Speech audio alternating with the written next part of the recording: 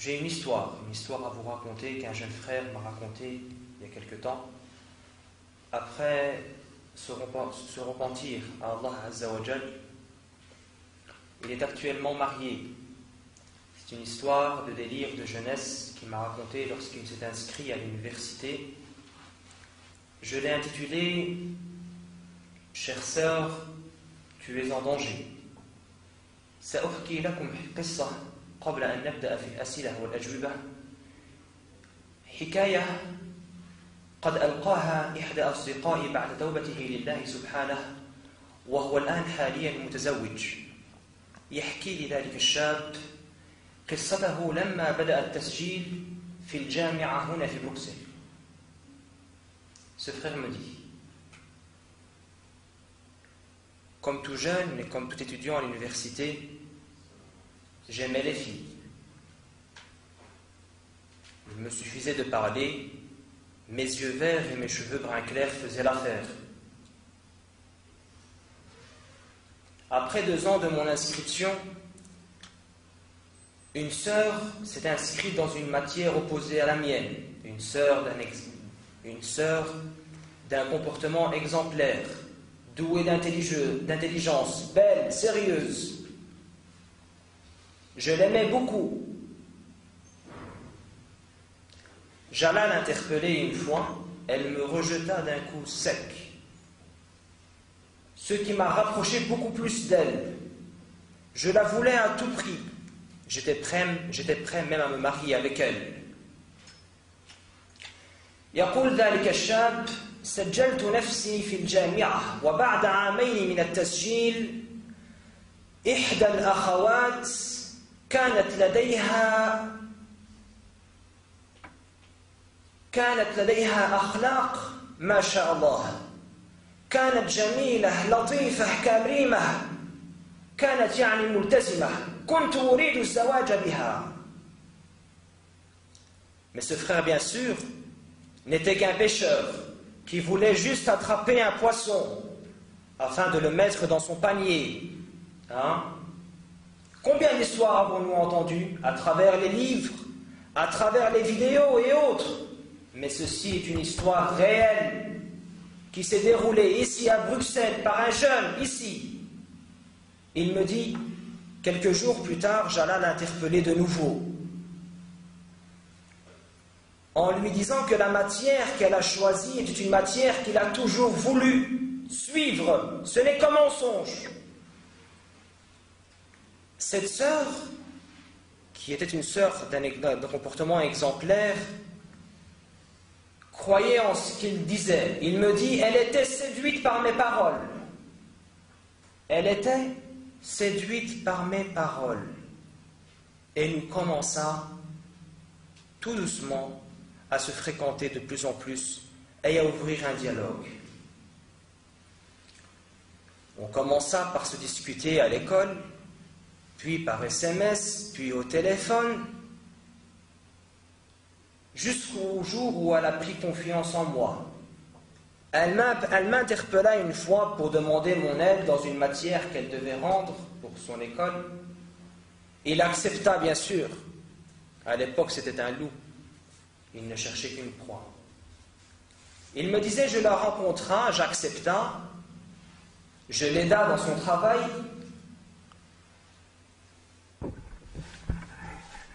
Et après que nous ayons créé un lien d'amitié plus fort que ce qu'il n'était avant, je l'invita chez moi, à la maison, pour venir manger, discuter et rigoler, mais en même temps, il sortait avec d'autres filles. Cette sœur accepta. Elle lui parlait souvent de mariage. Je veux me marier avec un époux, ainsi, ainsi, ainsi, ainsi. Il a compris. Et il lui prometta le mariage, une fois les études finies. فكانت دائما تتحدث عن الزواج الزواج الزواج الزواج. فهم ذلك الشاب ووعدها بالزواج. لما أسمع كلمة وعد مباشرة أتأمل وأتذكر في قوله تعالى: وقال الشيطان لما قضي الأمر إن الله وعدكم وعد الحق ووعدتكم فأخلفتكم وما كان لي عليكم من سلطان إلا أن دعوتكم فاستجبتم لي فلا تلوموني ولوموا أنفسكم ما أنا بمصرخكم وما أنتم بمصرخي إني كفرت بما أشركتموني من قبل إن الظالمين لهم عذاب أليم.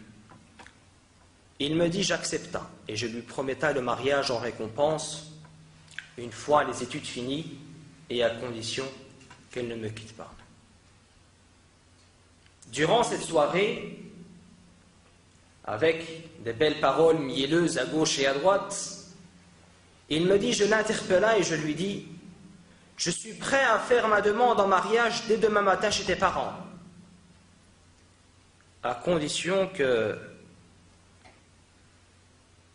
quoi?